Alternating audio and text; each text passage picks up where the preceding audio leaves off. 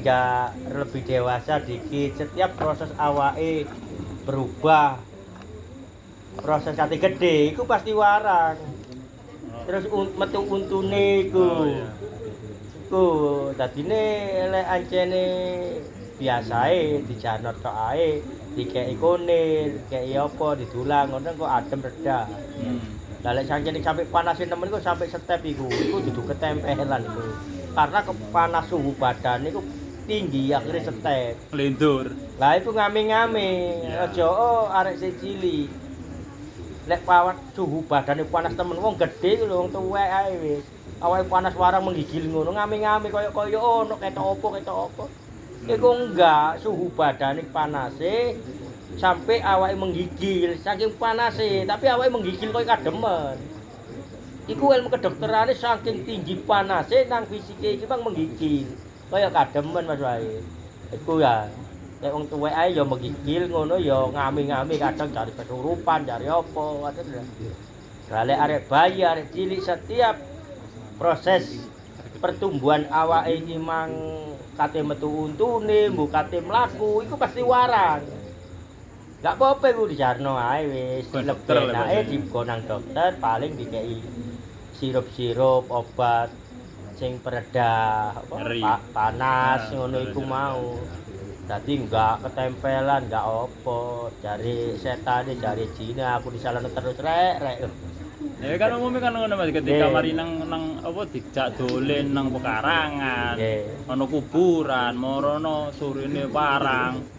Panas, barono ngami-ngami. Kan rata-rata pikirane ketempelan. Ketempelan umum niku krana singen ilmu kedokteran kan nggih enten tapi mboten umum. Dadi ilmu kejawene niku sik lekat. Nah niku kokon buah kembang, kokon buah opo ngono. Nah, iku sesungguhnya enggak. Iku kate lebih bayi ki mang kate iso mlaku akhire panas awake ngono iku mang.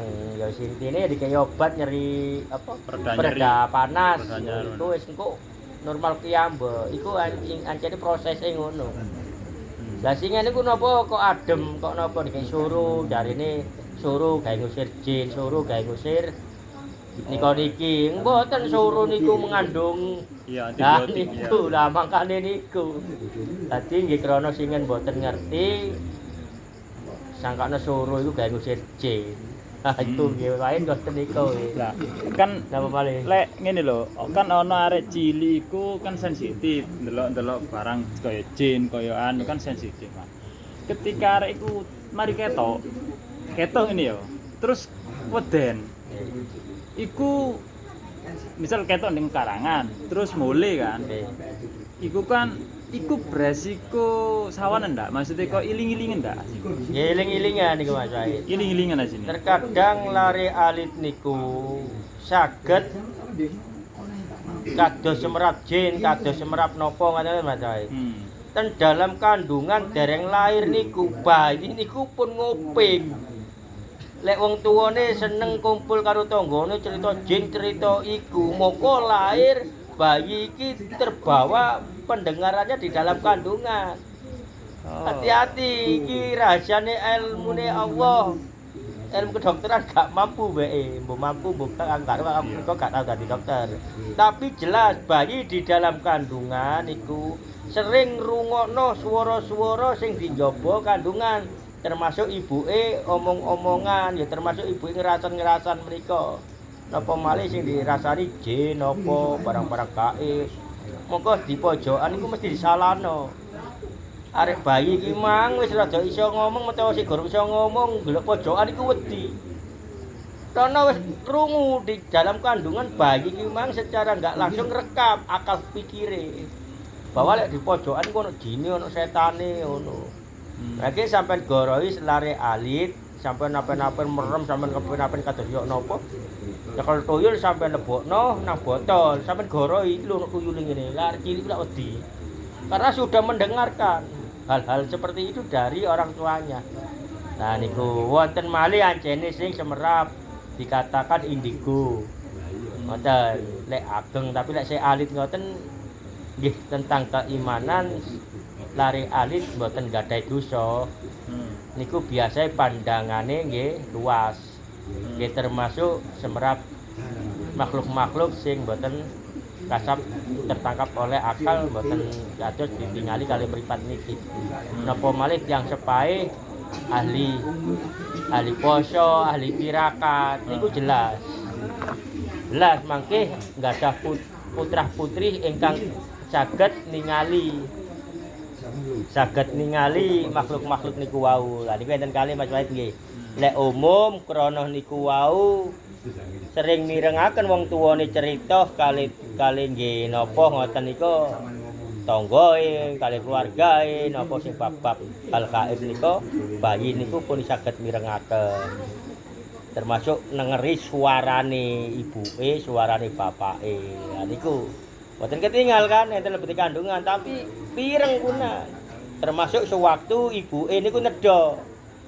Klotak-klotak ngeten dhek mangap kan lebeti kandungan. Padahal mboten ketinggal. Wis niku naluri rasaipun Allah. Lah niku saged dikatakan nggih niku wau. Moko niku lek pun gadhahi istri hamil dikongkon selawatan terus ngeken napa lah niku Mas. Dadi enten kalih.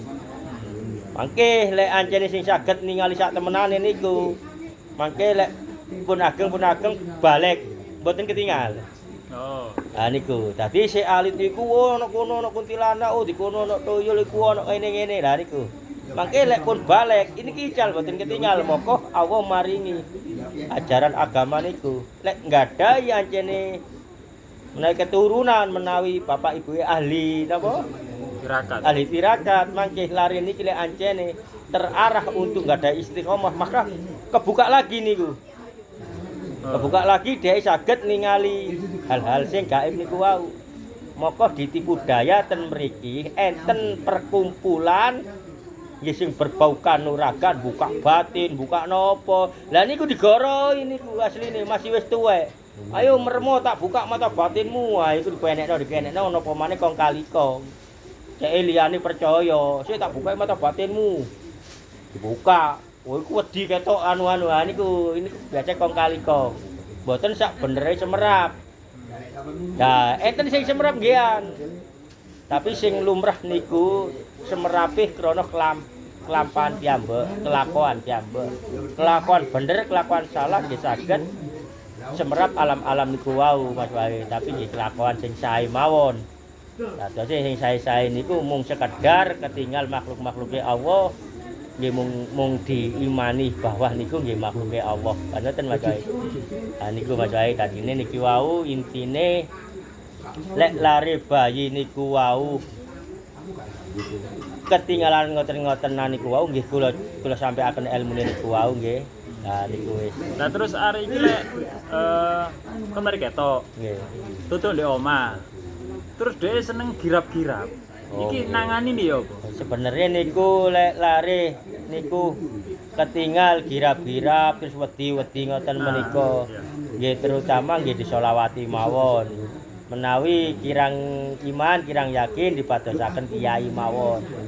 Ngoten mangke saged krana pun dukun mangke sekedap umat malih tapi golek kiai sing makrifatuwa. Sing dikire sekujur tubune wis dikir. Moko dicekel tok, disolawati, digawe banyu mboten kirap-kirap malih pun ngoten. Kirap-kirap pancen ketok iku, Mas. Nggih, anjene ketinggal, tapi kadang nggih anjene mboten ketinggal krana niku wau lho. Angen-angen lah ibarate Mas Wahid. Ya ngoten. Kan lek umume biyen lek mari ndelok lek biyen ya sing tak alami. Mari ndelok mayit dipocongi utawa ngedokno nang liang lahat kan ketok wujud pocongane. Iku ndek omah iku ya iku angen-angen jenenge. Angen-angen iling-ilingan ngono. Moko iso dadi warak, iso dadi rada gaenak awak ngono. Lah cara ngilangno iku mang ya iku mang. Lek arek cilik ya digawa nang ulama sing sak temenane ngono. Lah lek wong gedhe lapa ngono ae sampe ngono enggak lah. Boten tadi nggih. Lumrah-lumrah mawon lek lare alit niku pun memegang pun enten merekam memori nih awake iku mau mendengar orang-orang sekitarnya termasuk suara ibuke, suara bapake lan suara keluarga tentu. Nggih, pun cukup. Assalamualaikum.